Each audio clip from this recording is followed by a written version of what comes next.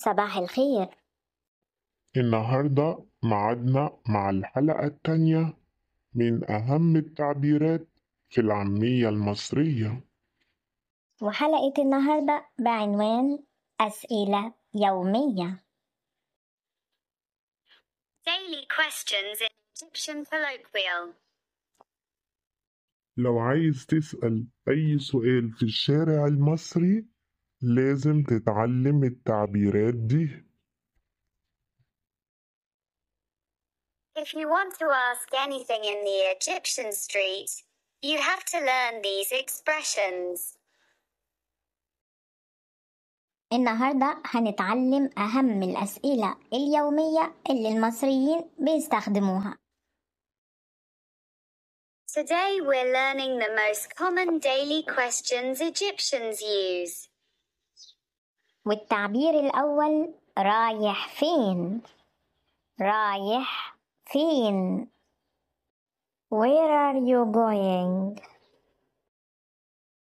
رايح فين؟ رايح الشغل. رايح الشغل. I'm going to work. عايز حاجة؟ عايز حاجة؟ Do you want anything؟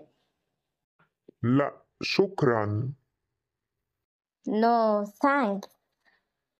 عايز حاجة؟ عايز حاجة؟ Do you need anything؟ Do you want anything؟ والتعبير الثالث أنت منين؟ أنت منين؟ Meaning where are you from؟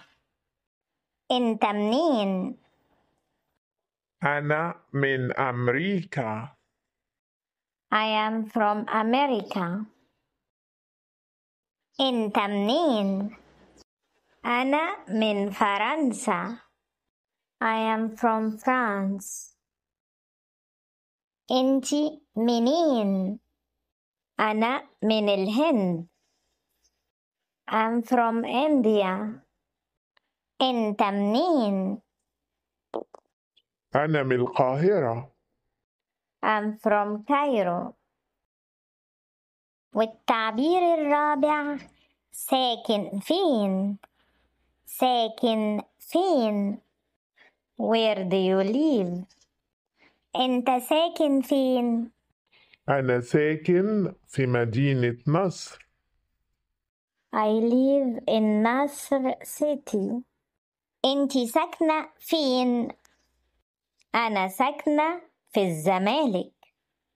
I live in زمالك. والتعبير الخامس الساعة كام؟ الساعة كام؟ What time is it؟ لو سمحت الساعة كام؟ Excuse me, what time is it؟ الساعة 3:30. الساعة 3:30. It is 3:30. والتعبير الخامس أكلت؟ أكلت؟ Did you eat؟ أكلت؟ لسه. Not yet. أكلتي؟ أكلتي؟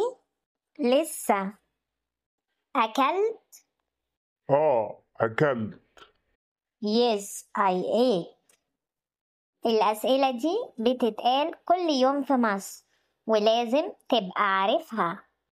These questions are used daily in Egypt. You need to know them.